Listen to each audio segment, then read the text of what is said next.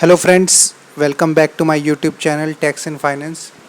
दोस्तों, आज इस वीडियो में हम बात करेंगे एलआईसी के पोर्टफोलियो के बारे में। जी हाँ, आप देख सकते हैं हम आज बात करेंगे एलआईसी पोर्टफोलियो।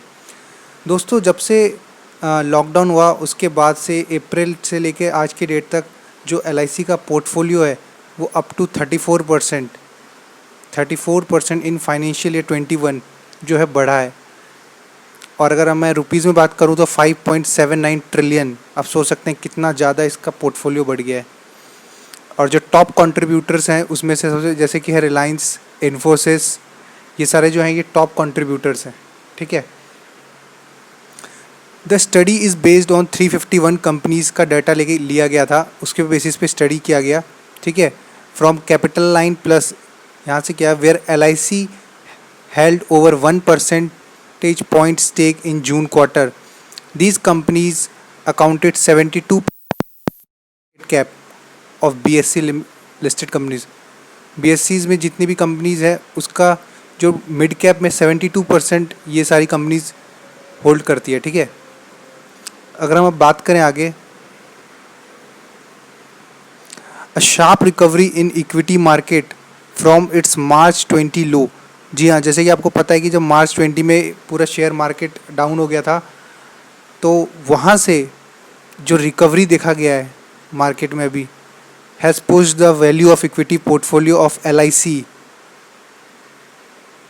वहाँ से जो इसकी LIC की पोर्टफोलियो की जो वैल्यू पुश हुई है, कितना हुआ है, बाय ₹1.5 ट्रिलियन सिंस अप्रैल। आप देख सकते हैं अप्रैल, मई, जून और जुलाई 4 महीने में जो इनका पोर्टफोलियो 1 ट्रिलियन जो है ग्रोथ हुआ है।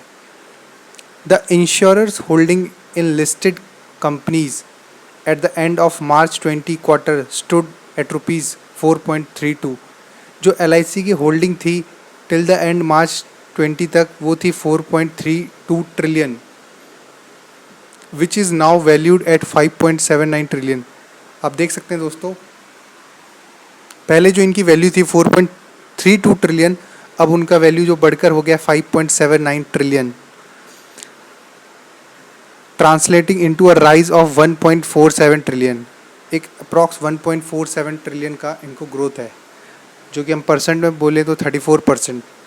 दस far in the financial year 2021 the S&P, BSE, Sensex and Nifty 50 have rallied around 30% each. जी हाँ दोस्तों, अब तक हमें निफ्टी में 30% की रैली दिख चुकी है अप्रैल से। अगर मार्च एंड के हम बात करें जब पूरा लोअर टच किया था मार्केट ने, ठीक है, जब से लेकर अब तक। उसके बाद आगे बढ़ते हैं। The study is based on the study is based on 351 companies, जैसा कि हमने पहले ही पढ़ा था। 351 कंपनीज़ के बेस पे स्टडी किया है, जो फ्रॉम कैपिटल लाइन प्लस, जहाँ पे LIC 1% point stake June quarter में है। ठीक है। दीज कंपनीज अकाउंटेड, ये सब हमने ऊपर पढ़ लिया था। A large part of rise in LIC portfolio was, अब हम देखेंगे कि किस कंपनीज ने कितना कॉन्ट्रीब्यूट किया, किस कंपनी की वजह से इतना ग्रोथ हुआ है। जो लार्ज पार्ट है LIC के पोर्टफोलियो में, मतलब बढ़ने का जो सबसे बड़ा रोल है जिसने प्ले किया है 150%, वो है रिलायंस इंडस्ट्रीज़। जी हाँ दोस्तों, अगर आपको याद हो अप्रैल मार्च एंड के टाइम पे रिलायंस जो है वो अपने लोअर 800 के अराउंड समथिंग था। ठीक है। और वहाँ से आज ये देख सकते हैं इतनी सारी प्राइवेट इक्विटीज़ ने, बड़ी बड़ी कंपनीज़ ने इसमें इन्वेस्टमेंट किया है और आज इसकी वैल्यू करीब 2100-2200 तक चली गई है। ठीक है। तो रिलायंस जो है, रिलायंस की ग्रोथ की वजह से LIC को 150% जंप दिखा गया है।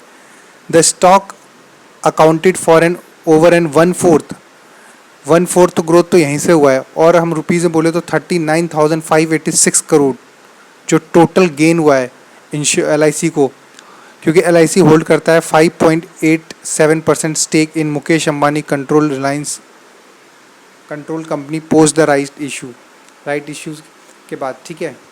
अब दोस्तों एक चीज़ देख सकते हैं कि रिलायंस में जिन्होंने लॉन्ग टर्म के लिए होल्ड किया हुआ है, जिन्होंने मार्च के टाइम पे इन्वेस्ट किया था, आप देख सकते हैं कि कितना ज़्यादा उनको ग्रोथ हो चुका है अब तक। उसमें से एग्जांपल आपके सामने LIC ही है। ठीक है। अगर हम बात करें और कहाँ पे कंट्रीब्यूशन रहा है LIC के ग्रोथ में, तो किस कंपनीज़ का रहा है, दूसरा है IT measures Infosys, in which LIC, जिसमें LIC का 7.19% स्टेक था। सबसे बड़ा तो एक पहले हमने देखा रिलायंस, दूसरी कंपनी की बात करें तो इन्फोसिस। इन्फोसिस में भी काफ़ी अच्छा ग्रोथ देखने को मिला है। इन्फोसिस की वजह से 11,158 करोड़ का ग्रोथ LIC को हुआ है, ठीक है। और उसके अलावा बिसाइड्स बात करें IDBI bank where LIC is a promoter.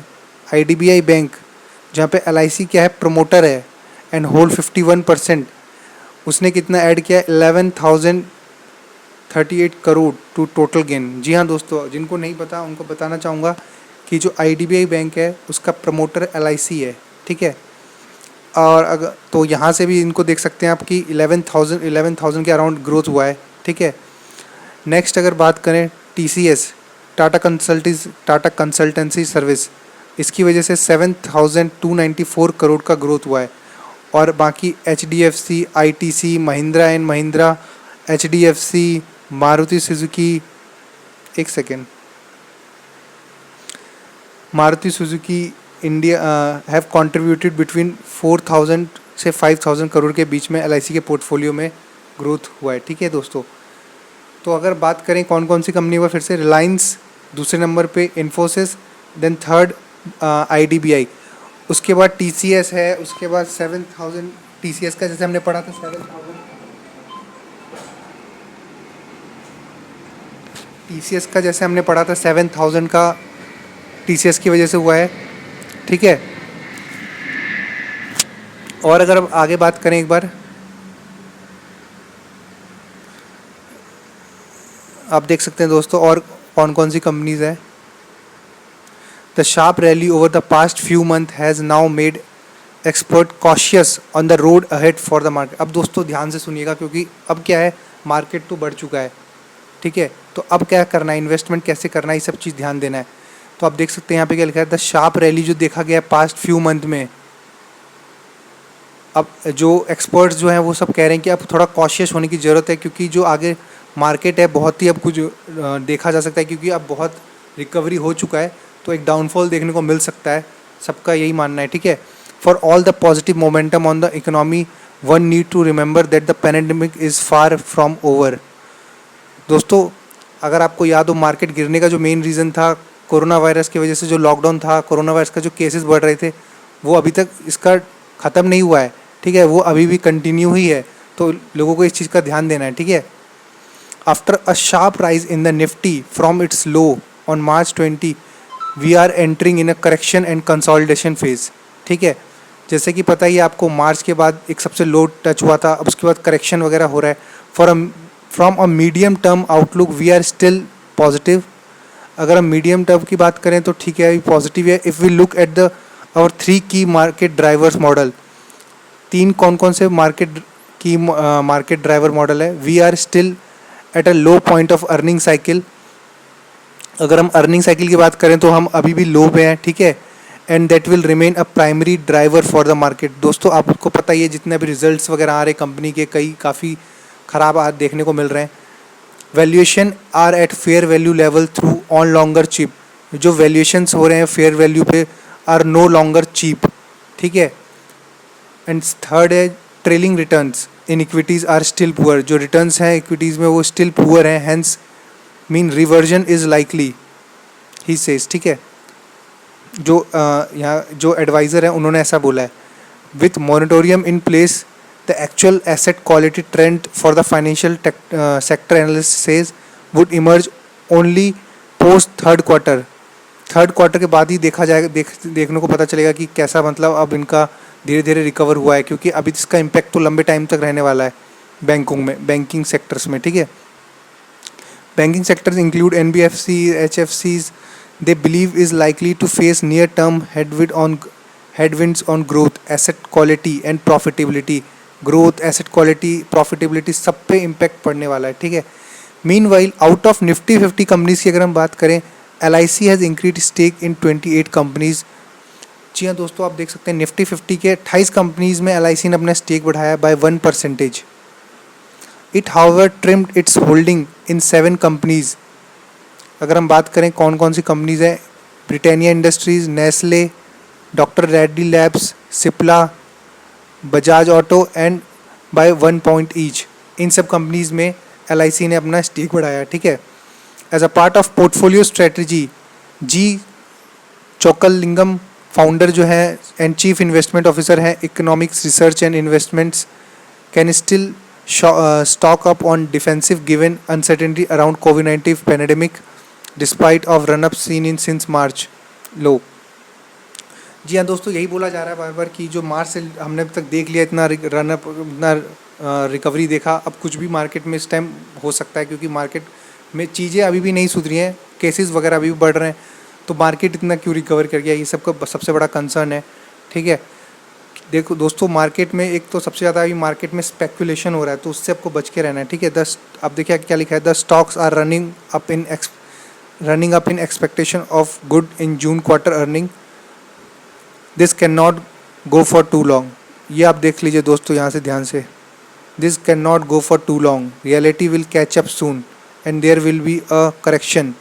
जी हाँ दोस्तों, जितना भी मार्केट बढ़ा है ये ज़्यादा देर तक नहीं टिकने वाला, एक करेक्शन देखने को मिल सकता है। इसलिए दोस्तों अभी तक अगर आप लोगों ने इन्वेस्ट नहीं किया तो अभी आप रुक जाइए कुछ टाइम, फ्रेश बाइंग नहीं कीजिए क्योंकि अभी मार्केट में करेक्शन देखने को मिल सकता है और तब एक अच्छा मौका मिलेगा।